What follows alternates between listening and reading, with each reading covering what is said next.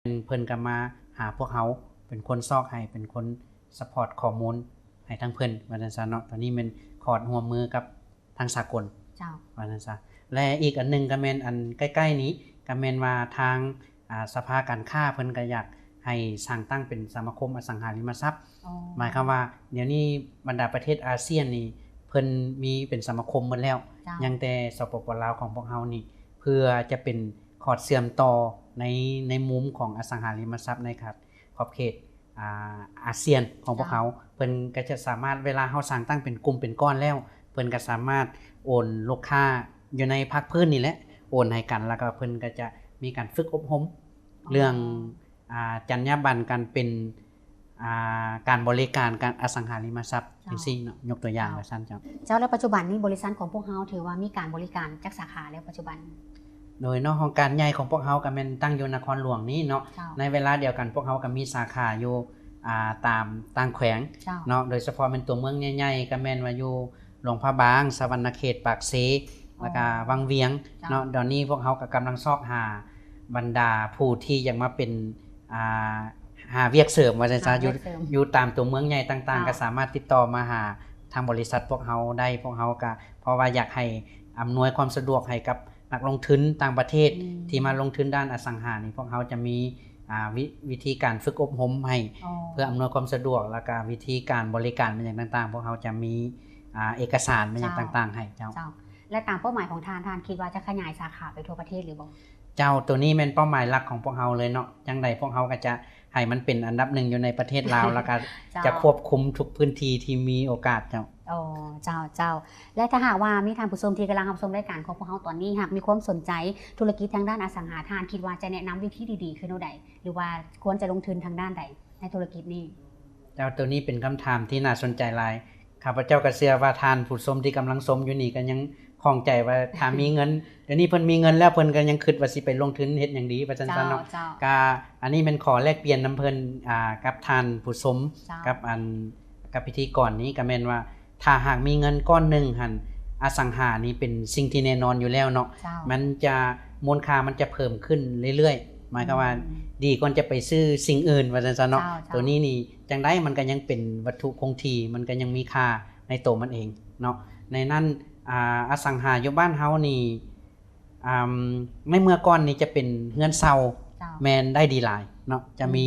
ช่วง5 6 7 ปีหลังเฮือนเซากำลังบูมเนาะแล้วมาช่วง 2-3 ปีผ่านมานี่พัฒแม่นออฟฟิศให้เซาเนาะในช่วงปัจจุบันนี้ก็คิดว่าถ้าหากพ่อแม่ประชาชนหรือว่านักธุรกิจที่สนใจอยากลงทุนอสังหาก็แม่นว่าให้ศึกษาเบิ่งตลาดอพาร์ตเมนต์ให้เซาเนาะและก็โรงแรมนี้โรงแรมอยู่ในเขตต่างๆที่เพื่อให้สอดคล้องกับการส่งเสริมการท่องเที่ยวอยู่บ้านเฮานี่มันซะเนาะก็อยากให้สรุปแล้วแม่นว่าอพาร์ตเมนต์กับโรงแรมควรจับตาเบิ่งลงทุนในส่วนนี้เจ้าทานคิดว่าการดำเนินธุรกิจของทานแต่ตั้งแต่เปิดบริษัทจนมาถึงปัจจุบันนี้เห็นว่ามีสิ่งที่ท้าทายคือแนวใดได้ท่านสิ่งที่ท้าทายก็คือว่าเดี๋ยวนี้พวกเฮามีอยู่2จุดเนาะอยากให้เห็นหมายความว่าจุดทำอิฐนี่แม่นว่าจุดเชื่อมต่อระหว่างบริษัทแบบครอบครัวจะก้าวมาเป็นมืออาชีพเนาะหมายความว่าตะกี้ก็แม่นหลังจากที่ตัวเองเริ่มต้นมาก็แม่นดึงเอาพี่เอาน้องเข้ามาน้องซ้ายน้องสาวเข้ามาและบัดนี้มันจะมีข้อจำกัดอยู่เรื่องการบริหารงานเนาะ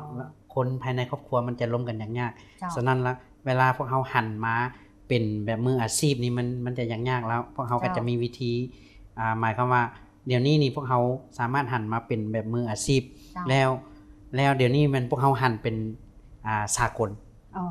หมายความว่าเดี๋ยวนี้นี่พวกเฮาพอดีบังเอิญก็มีโอกาสได้ไปแลกเปลี่ยนกับโดยผ่าน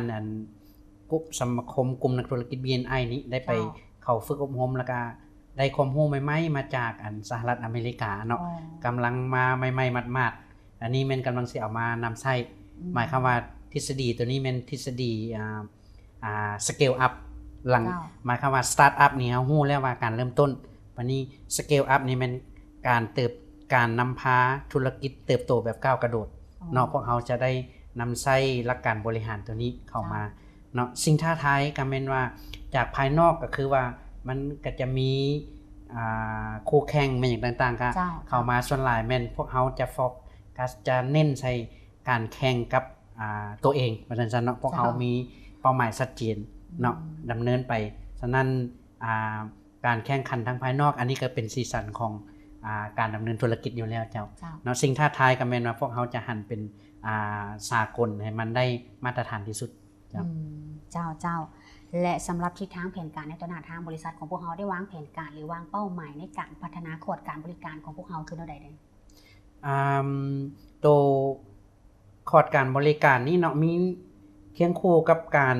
บริการอสังหาริมทรัพย์แล้วเนาะการส่งเสริมการท่องเที่ยวเนาะตัว lavstay.com นั้นแล้วพวกข้าพเจ้าในการแลเห็นตัวนึงที่ว่าในยุคปัจจุบันในยุคอินเทอร์เน็ตเนาะข้าพเจ้านี่ก็เลยว่าเห็นว่าโอ้สังคมปัจจุบันเฮานี่แม่นข้อมูลข่าวสารนี่มันจะถึกหมายความว่าคนยุคใหม่คนในยุคนี้นี่บ่ค่อยได้อ่านเจียมันอย่างไรก็เคลียร์แต่มือถือจะแม่นข้อมูลที่อันนี้มันบ่ฮู้ว่าสามารถเว้าออกได้บ่มันเป็นลักษณะแบบทางลบเบื่อเมาสังคมหลายละเพราะเฮาก็สร้างตั้งกำลังดำเนินอยู่เนาะตอนนี้มันเพื่อสังคมมันเพื่อประเทศชาติมันจุดประสงค์ของเว็บไซต์ mahasapp.com นี่มันเพื่อปกปักรักษาคุณค่าความเป็นลาวส่งเสริมการท่องเที่ยวส่งเสริมฮิตของประเพณีฮิต12ของ14หมายความว่าประวัติศาสตร์การต่อสู้กู้ชาติประวัติศาสตร์อันตั้งแต่เจ้าฟ้างมพุ่นแหละมาเนาะแล้วก็จะมีพงศาวดารต่างๆแล้วก็จะมีส่งเสริมการท่องเที่ยวไปพร้อมเนาะตอนนี้เนาะแล้วก็เรื่องไวยากรณ์อย่างไรพร้อมก็อยากจุดประสงค์ก็แม่นอยากให้ข้อมูลข่าวสารเหล่านี้ให้เข้าถึงกับคนยุคใหม่ในยุคปัจจุบันนี้มาสั้นๆเนาะ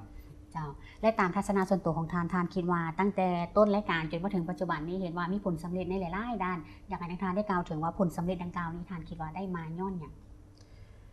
ผลสำเร็จก่อนอื่นหมดนี่ก็แม่นว่าขอบใจทางภาคทางรัฐเนาะยามใดก็เพิ่นก็หมายความว่าเป็นห่วงเป็นใย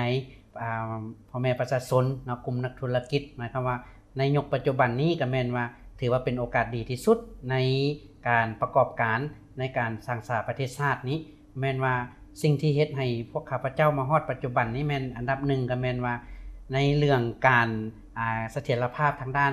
การเมืองการเศรษฐกิจของบ้านเฮานี่เนาะความเชื่อมั่นการลงทุนของต่างประเทศอันนั้นแม่นปัจจัยมหาภาคเนาะปัจจัยภายในของข้าพเจ้านี่ก็แม่นว่าพวกเฮานี่มีความอดทนและก็สู้สนเพราะว่าทุกข์ยากกว่านี้พวกเขาก็เคยทุกข์มาแล้ว และก็พวกเขาก็จะใส่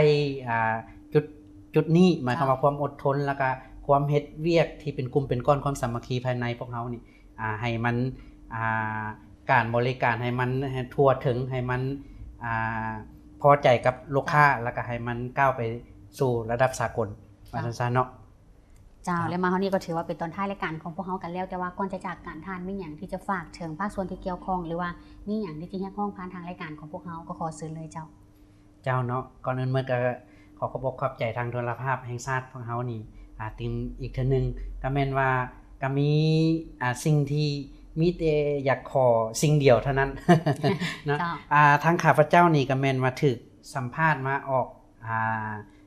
จากสื่อภายในและต่างประเทศมาเรื่อยๆเนาะหมายความว่าทางเฮาก็พยายามโปรโมทเรื่องการลงทุนอสังหาอยู่บ้านเฮานี้หมายความว่าลูกค้าเพิ่นมายามใดก็แม่นว่าเพิ่นก็ให้ความสนใจเรื่องอสังหาอยู่บ้านเฮานี่หลายย้อนว่าพวกเฮาก็ยังมีดินดอนต้นหญ้าหลายเนาะแล้วก็อีกอันนึงก็แม่นว่าพื้นฐานเศรษฐกิจพวกเฮาก็แม่นดีหลายเนาะก็และสิ่งนึงก็แม่นอยากเรียกร้องให้ทางภาครัฐภาคส่วนที่เกี่ยวข้องนั้นให้บุริมสิทธิ์เรื่องโดยเฉพาะแม่นบรรดาประเทศอาเซียนนี้เพิ่นมีกฎหมายคุ้มครองอาคารสูงหรือว่ากฎหมายคอนโดอันหมดแล้วก็ยังแต่บ้านเฮานี้เนาะเวลาเฮาไปประชุมต่างประเทศนี่เฮาก็พยายามโปรโมทการลงทุนจะบ่ว่าจะเป็นในเขตอุตสาหกรรมหรือว่าเขตนอกอุตสาหกรรมนี่เขตในอุตสาหกรรมนี่แม่นพวกเขาฮู้ชัดเจนแล้วว่าเพิ่นใช้นโยบายของเขตเศรษฐกิจพิเศษในเขตนั้นแต่ว่าในเขตนอกในเขตนอกเขตเศรษฐกิจพิเศษนี้เฮายังบ่ทันได้มีกฎหมายคุ้มครองอาคารสูงหันมาให้ความมั่นใจกับลูกค้าฉะนั้นก็อยากให้ทางคันถึง ให้บุริมสิทธิ์ในส่วนนี้เนี่ยคืนหมายความว่าทางต่างประเทศหรือว่านักลงทุนนี่มันเพิ่นพร้อมแล้วที่จะมาลงทุนอยู่บ้านเฮาแต่ว่าขออยากให้อำนวยความสะดวกในด้านนิติกรรมตัวนี้นี่คิดว่าก็เป็นปัจจัยหนึ่งเพื่อจะสร้างเฮ็ดให้เม็ดเงินเข้ามาในเศรษฐกิจแล้วก็เฮ็ดให้ GDP ของเฮาบรรลุตามเป้าหมายของของปีที่จะมาให้มันได้อีกอันนึงก็คือว่าเรื่องการบริการของพวกเฮาเนาะแม่นว่าทางก็อยากฝากฝังกับพ่อแม่พี่น้องหรือว่าผู้ที่มีทรัพย์สินผู้ที่มีเงินมีศาลมีดินมีดอนอยากต้องการฝากขายก็อยากให้มาใช้บริการพวกเฮาเนาะพวกเฮานี่เป็นบริษัท Made in Lao 100% ราคาค่าบริการของพวกเฮานี่ก็แม่นว่าโดยเฉพาะแม่นเรื่องการซื้อขายที่ดินอันนี้พวกเฮาก็คิดไรก็บ่สูงก็มีแต่ 3% เนาะแล้วก็บัดนี้การเช่าเฮือนเช่าอพาร์ตเมนต์ตัวนี้ค่าบริการพวกเฮาก็เท่ากับ1เดือนของมูลค่าเช่าหั่นเจ้าเจ้าก็ต้องขอขอบใจกับท่านทานอีกครั้งหนึ่งที่สละเวลามีคุณค่าของร่วมสนทนาในรายการของพวกเราในมื้อนี้และก็ต้องขออวยพรไซต์อันประเสริฐให้ทานประสบผลสำเร็จในหน้าที่เวียกงานทุกประการขอขอบใจหลายๆเจ้าขอขอบใจหลายๆเจ้าท่านผู้ชมที่เคารพมาฮอดนี้เวลาของทางรายการของพวกเราก็ได้หมดเวลาลงเพียงเท่านี้พบกันใหม่โอกาสหน้าสำหรับมื้อนี้ข้าพเจ้าสุรินทราสุติธรรมพร้อมด้วยแขกรับเชิญต้องขอลาท่านผู้ชมไปก่อนพบกันใหม่โอกาสหน้าสำหรับมื้อนี้ต้องขอกล่าวคำว่าสบายดี